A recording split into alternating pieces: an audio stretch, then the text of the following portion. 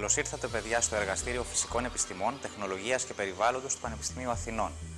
Χαιρόμαστε πολύ που είστε εδώ και σας ευχαριστούμε που μας επισκεφτήκατε. Εγώ είμαι ο Νίκος. Και εγώ είμαι η Ράνια. Πείτε μας όμως πώς μας βρήκατε και γιατί ενδιαφερθήκατε να έρθετε στο εργαστήριο. Και εμείς ευχαριστούμε που μας δεχτήκατε. Βρήκαμε πληροφορίες για το εργαστήριο από το διαδίκτυο και μας έκανε μεγάλη εντύπωση για το όνομά του. Μικρόκοσμος. Θέλουμε να δούμε και τις φατσούλες. Τις φατσούλες που αποτελούν το μικρόκοσμο. Φατσούλες, ποιες φατσούλες?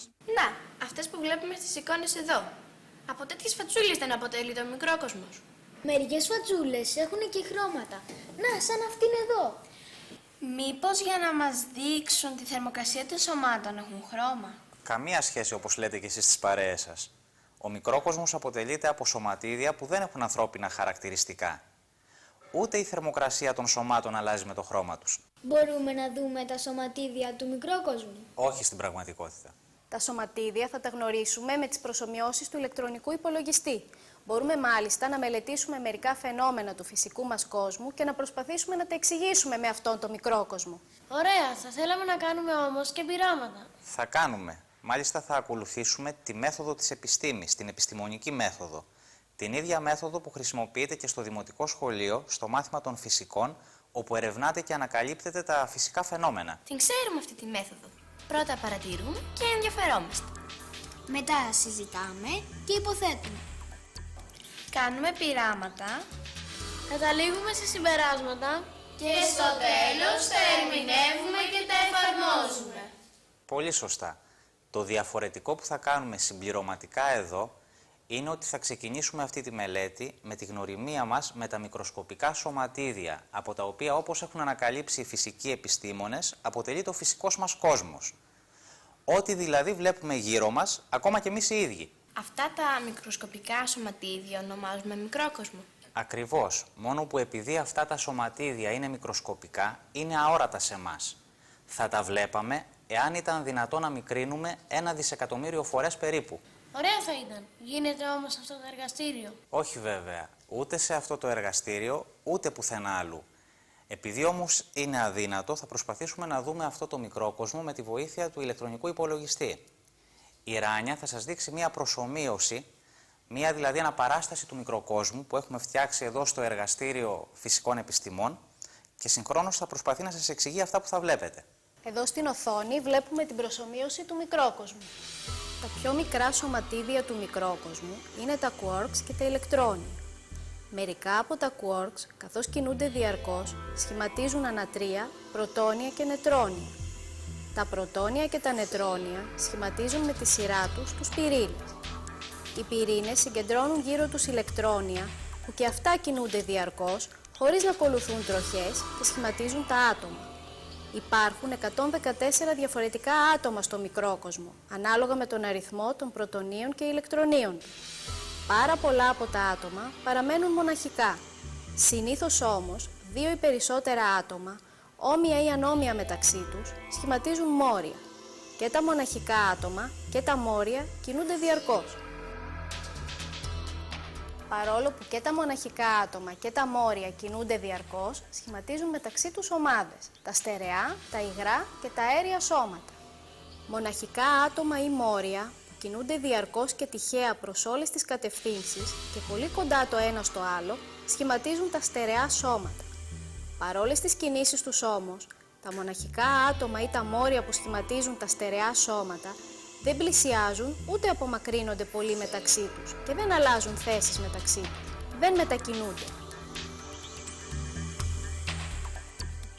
Μοναχικά άτομα ή μόρια που κινούνται διαρκώς και τυχαία προς όλες τις κατευθύνσεις και πολύ κοντά το ένα στο άλλο σχηματίζουν τα υγρά σώματα. Όμως, τα μοναχικά άτομα ή τα μόρια που σχηματίζουν τα υγρά σώματα δεν πλησιάζουν ούτε απομακρύνονται πολύ μεταξύ τους, αλλά αλλάζουν διαρκώς θέσεις μεταξύ τους, μετακινούνται διαρκώς. Μοναχικά άτομα ή μόρια που κινούνται διαρκώς και τυχαία προς όλες τις κατευθύνσεις σχηματίζουν τα αέρια σώματα. Όμως, τα μοναχικά άτομα ή τα μόρια που σχηματίζουν τα αέρια σώματα δεν παραμένουν απαραίτητα κοντά το ένα στο άλλο, μπορούν να απομακρύνονται και να κινούνται ελεύθερα, αλλάζοντας διαρκώς θέσεις μεταξύ τους. Μετακινούνται διαρκώς όπου βρίσκουν ελεύθερο χώρο. Πόσα πράγματα συμβαίνουν στο μικρό κόσμο και δεν τα βλέπουμε. Δηλαδή, τα σωματίδια του μικρόκοσμου και οι κινήσεις τους καθορίζουν την κατάσταση των σωμάτων. Αν δηλαδή ένα σώμα είναι στερεό, σαν ένα παγόβουνο. Αν δηλαδή ένα σώμα είναι υγρό, σαν το νερό της βροχής ή σαν το νερό που τρέχει στο ποτάμι. Ή ένα σώμα είναι αέριο, σαν τα σύννεφα στον ουρανό. Σωστά, και όχι μόνον αυτό. Οι κινήσεις των σωματιδίων του μικροκόσμου δεν καθορίζουν μόνο την κατάσταση των σωμάτων, των στερεών, των υγρών και των αερίων. Καθορίζουν και αν αυτά τα σώματα είναι ζεστά ή κρύα. Αν δηλαδή είναι θερμότερα ή ψυχρότερα από άλλα σώματα. Και όλα αυτά οφείλονται σε σωματίδια που δεν βλέπουμε. Μπορεί να μην τα βλέπουμε, μπορούμε όμως να τα αντιληφθούμε με τις αισθήσεις μας. Ποια από τις αισθήσεις μας μπορεί να μας βοηθήσει?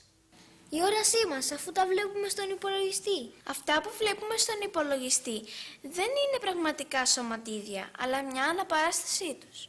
Εγώ ξέρω, η αφή. Αν ακουμπήσουμε τον πάγο, θα αισθανθούμε ότι είναι σκληρός και δεν μετακινούνται εύκολα τα μοριά του. Είναι στερεό σώμα. Ενώ, αν κάνουμε το ίδιο στο νερό, θα νιώσουμε ότι το χέρι μας βυθίζεται και μπορούμε να το μετακινήσουμε, αφού το νερό είναι υγρό σώμα και τα μόρια του μετακινούνται. Το ίδιο το κάνουμε και στον αέρα, αφού τα μόρια των αερίων μετακινούνται πολύ εύκολα. Ακριβώς. Τι άλλο όμως μπορούμε να αισθανθούμε με την αφή? Μπορούμε να αισθανθούμε αν τα σώματα είναι κρύα ή ζεστά. Να αισθανθούμε δηλαδή αν έχουν μικρή ή μεγάλη θερμοκρασία. Και ποια έχουν μικρότερη και ποια μεγαλύτερη θερμοκρασία. Και πώς μπορούμε να αλλάξουμε τη θερμοκρασία των σωμάτων? Ζεσταίνοντάς τα, στέλνοντας δηλαδή θερμότητα. Ή κρυώνοντάς τα, στέλνοντας ψυχρότητα. Ψυχρότητα. Τι σκέφτηκες αυτή τη λέξη? Και για τη θέρμανση και για τη ψήξη χρησιμοποιούμε τη λέξη θερμότητα.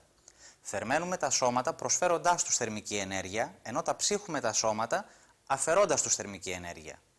Την ενέργεια τώρα που ρέει από σώματα μεγαλύτερης θερμοκρασίας σε σώματα μικρότερης θερμοκρασίας την ονομάζουμε θερμότητα. Κι εγώ που την είχα συνδέσει με τα ζεστά μόνο πράγματα. Μα έχουμε μάθει στο σχολείο για τη θερμοκρασία και τη θερμότητα. Εγώ όμως δεν έχω καταλάβει τη διαφορά τους. Ας πειραματιστούμε τότε με τη θερμοκρασία και τη θερμότητα και ας προσπαθήσουμε να τις διακρίνουμε και να τις εξηγήσουμε με το μικρόκοσμο. Για το πείραμα που θα κάνουμε θα χρειαστούμε ένα ηλεκτρικό μάτι, 2 λεκάνες πυρέξ, ένα δοχείο πυρέξ μικρότερης διαμέτρου και ψηλότερο από τις λεκάνες, 2 θερμομονωτικά γάντια, 2 θερμόμετρα και ένα ρολόι. Ας ξεκινήσουμε τώρα το πείραμά μας. Πάνω στο ηλεκτρικό μάτι έχουμε τοποθετήσει μία λεκάνη πυρέξ με νερό. Πρέπει να το ζεστάνουμε αυτό το νερό. Τζένι, γύρισε σε παρακαλώ το διακόπτη. Και τώρα πρέπει να περιμένουμε να πάει η θερμοκρασία περίπου στους 80 βαθμούς Κελσίου. Για να δούμε σε τι θερμοκρασία έχει φτάσει το νερό. Τζένι, πάρε ένα θερμόμετρο. Βύθισέ το στο νερό για να δούμε τη θερμοκρασία. Τι δείχνει το θερμόμετρο? Είναι στους 80 βαθμούς Κελσίου. Ωραία. Τώρα πρέπει εγώ να βάλω τα γάντια και προσεκτικά να κατεβάσω τη λεκάνη κάτω. Κλείνοντας το διακόπτη. Κλείσε σε παρακαλώ το διακόπτη, Τζένι, πρώτα. Θα το κατεβάσω τώρα.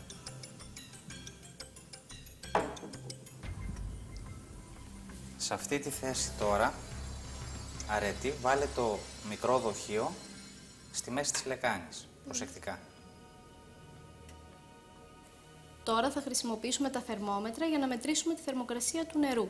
Τζένι, πάρε εσύ το ένα θερμόμετρο και βύθισέ το στο μικρό δοχείο που είχε νερό βρύσης. Και εσύ, αρετή, πάρε το άλλο θερμόμετρο και βύθισέ το στο νερό της λεκάνης. Κατακόρυφα να το έχουμε. Έτσι, να μην ακουμπάει στα τυχώματα. Πολύ ωραία. Πολύ ωραία. Τώρα, κοιτάζοντας το ρολόι που έχουμε εδώ μπροστά μας, περίπου ένα λεπτό, θα καταγράφουμε τη θερμοκρασία που βλέπεις στο θερμόμετρο που κρατάει κάθε μία, τι ακριβώς θερμοκρασία γράφει.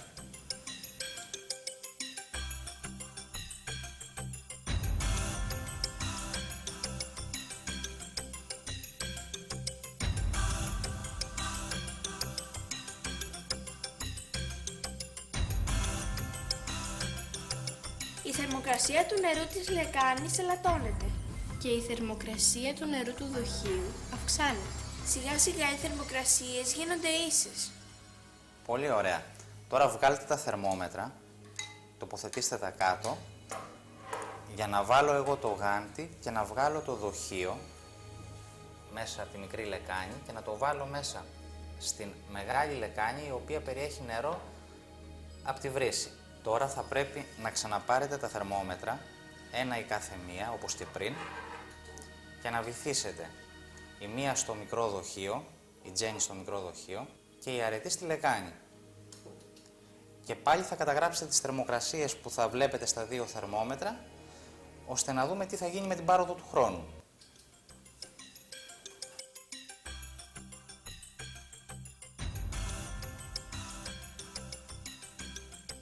Τώρα η θερμοκρασία του νερού της λεκάνης αυξάνεται. Ενώ η θερμοκρασία του νερού του δοχείου ελαττώνεται. Σιγά σιγά και πάλι οι θερμοκρασίες γίνονται ίδιες. Τώρα μπορούμε να καταλήξουμε σε συμπεράσματα. Αυτό σημαίνει ότι τα σώματα με τη μεγαλύτερη θερμοκρασία προσφέρουν θερμότητα στα σώματα με μικρότερη θερμοκρασία.